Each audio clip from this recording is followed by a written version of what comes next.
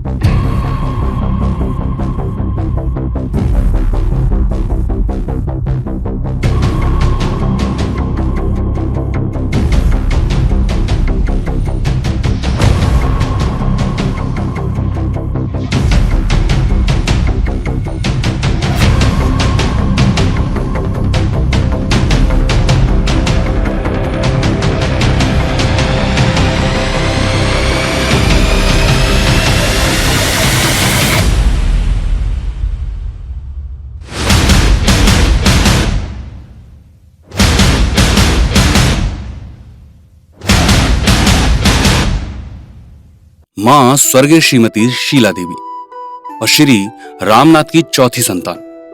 अपने बड़े भाई से 10 साल और 3 बहनों के प्यारे भाई योगेंद्र का जन्म 1 जुलाई 1985 को गांव छट्टनपुर नसीरपुर शिकोहाबाद में हुआ।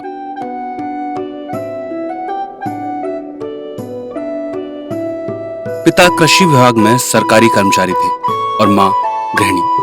मां के लाडले योगेंद्र की शिक्षा कीला देवी स्कूल से शुरू हुई। एके इंटर कॉलेज और एके डिग्री कॉलेज से एमए की पढ़ाई पूरी की। पिता सरकारी कर्मचारी थे पर योगेंद्र की इच्छा हुई कि अपने पैरों पर खड़ा हुआ जाए तो पढ़ाई के साथ बच्चों को ट्यूशन पढ़ाते। एमए के साथ आगरा में टाटा AIA एजेंसी ले आगरा में ही काम करना शुरू किया।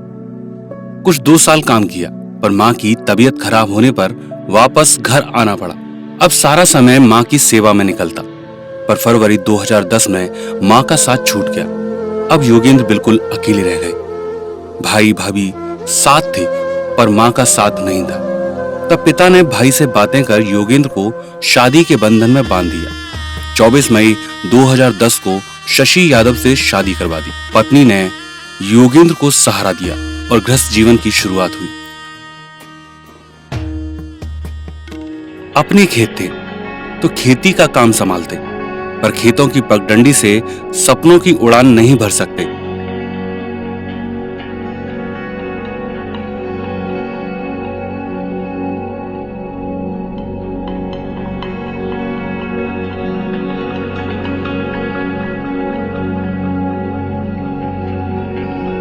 तो पिता और भाई के मार्गदर्शन में फर्टिलाइजर स्टोर को खोल लिया।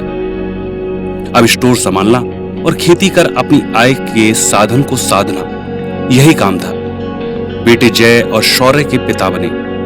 अंदर जिम्मेदारी ज्यादा थी।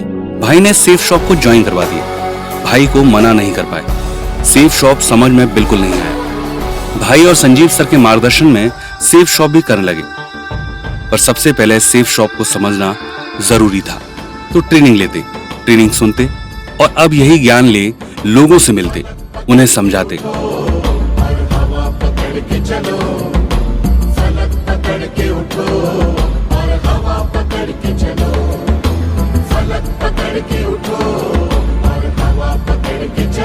पर लोग उन्हें नकार देते।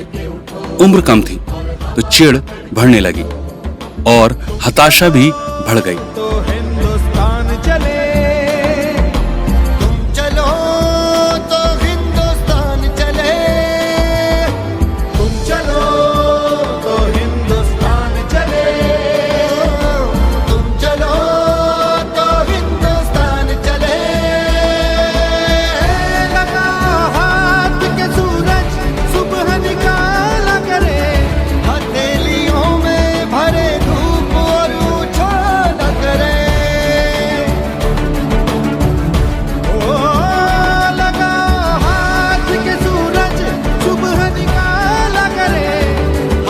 उन्होंने डॉक्टर संजीव सर और किशन पाल सर के मार्गदर्शन में छोड़ दिया।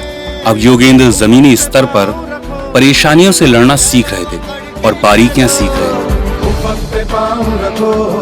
और चलो पकड़ के चलो, फलक पकड़ के उठो और हवा पकड़ के चलो, फलक पकड़ के उठो और हवा पकड़ के चलो। धीरे धीरे टीम ने रूप लेना शुरू किया। एक बार गिरे पर हौसला नहीं छोड़ा, फिर कोशिश की और गोल्ड लेवल अचीव किया। उसकी खुशी मनाते तब तक टीम ने एक बार फिर से साथ छोड़ दिया। कहते हैं ना, खुशियां अचीव करने से ही मिलती हैं। जसवीर सर उनकी सारी शंकाओं को दूर कर उन्हें और प्रोत्साहित कर रहे थे। जसवीर सर के मार्गदर्शन में आगे का मार्ग तय किया।